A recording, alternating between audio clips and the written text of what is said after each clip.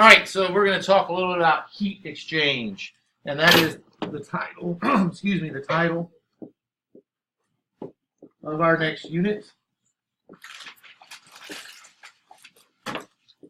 And I know some of you are taking a look at the anchor chart that will stay up in class. By the end of this, it is my hope that you can say, I can determine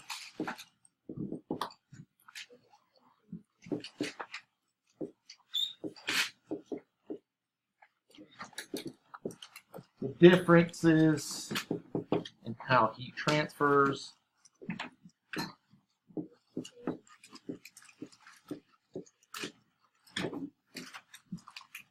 and the changes that that causes.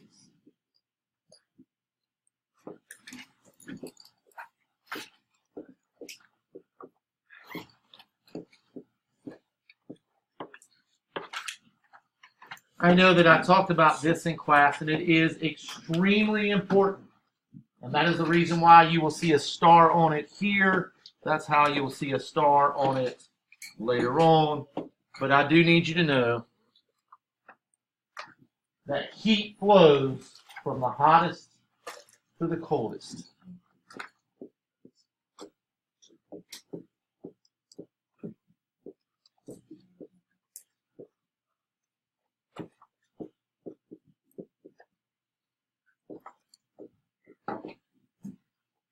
Again, it is extremely important to understand that heat moves from hot to cold. I promise you will see that again once we get to the test. It's not going to change. Now, it's very hard for me to talk about heat without talking about something that they mention very often in the videos, and that is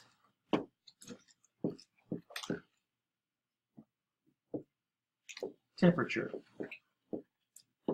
When you get your homework tonight, you're going to see that temperature is defined as the measurement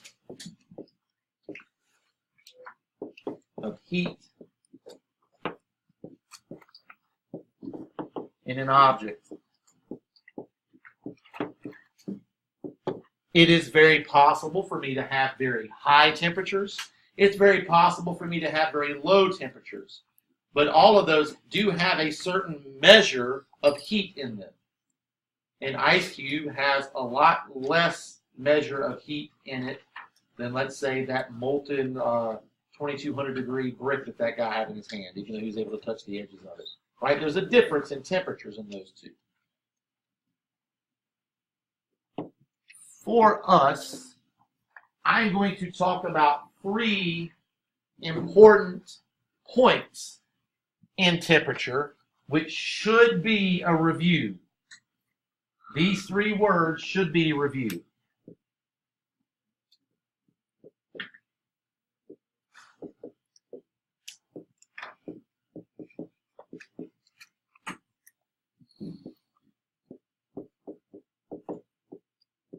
Freezing point, melting point, and boiling point. Again, these 3 terms are all reviewed. And with them, there is either a gain or a loss of heat. Freezing point, obviously you're going to lose some heat. This is the temperature at which a substance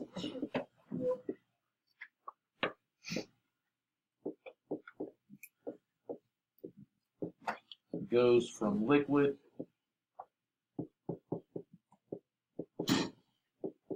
to solid. Melting point.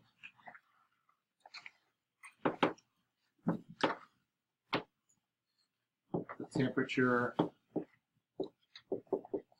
at which a substance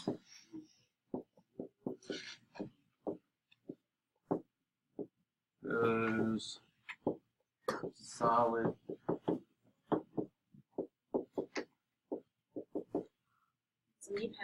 Freezing point and melting point are on your vocabulary. I added this one just as something to refer to based off of a student this morning who brought this up, and this is boiling point.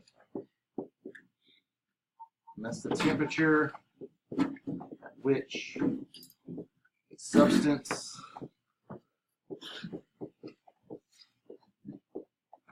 goes from liquid to gas. When we talk about the three types of heat exchange, I want you to be very careful. Typically, I have some trick for you to help you out to remember the three things or the two things. I'm like, oh, well, there's this and this. I've got nothing for you on this one. And two of the words are only like two letters different. They sound the same. Conduction, convection sound very similar, but they're way different. So you have to be very, very careful. Let's pick.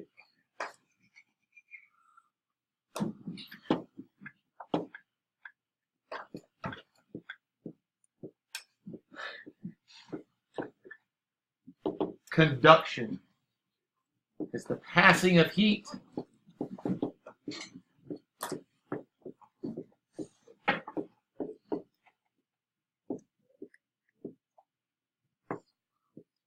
through a material.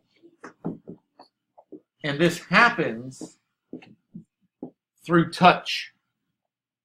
A good example of this: the little kid walked up, they put their hand on the stove, their hand touched the hot stove, the heat from the stove moved to their hand and burnt their hand. So an example of this is touching a hot stove.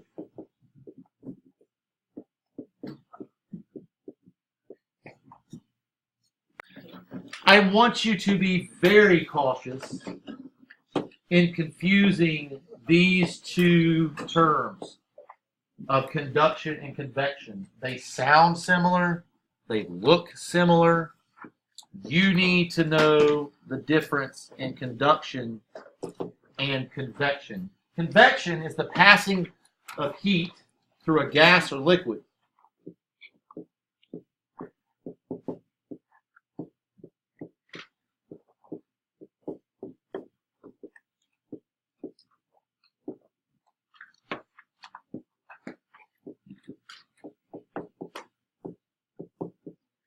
I encourage you, when you're in the lunch line tomorrow, to look kind of back into where they are cooking.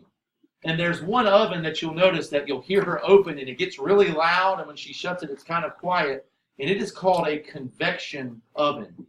What it is doing, it is not necessarily because the bread is sitting on the pan that it is hot in air. It's circulating hot air through there, over and over and over, and it's running that hot air over things to cook them. And they have that in a lot of places. So a convection oven would be a good thing. Anytime you're boiling water, the movement of heat through that water is going to be convection.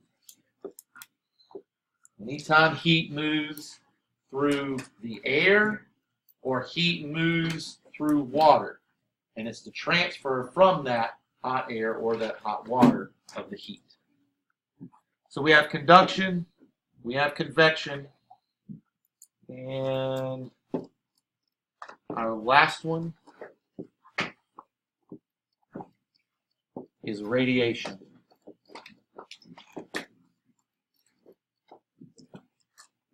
Who's ever been able to go camping? And even if you haven't gone camping, I know that you've done this before. Who remembers sitting by the fire on our field trip? We all did that, right? And you could feel the heat coming off of the fire. Now, was that hot air? No, that was radiant heat moving in waves from the fire to you to keep you warm.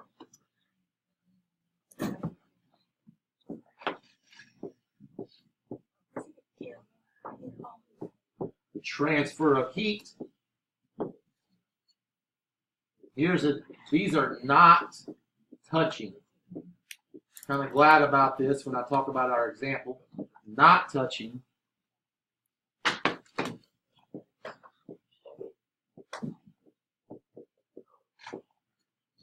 Through electromagnetic waves.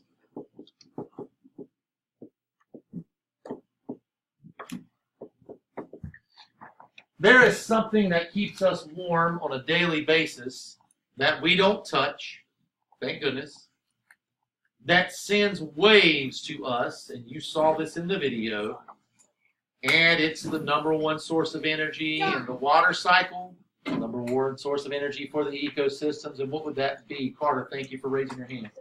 And that's the sun.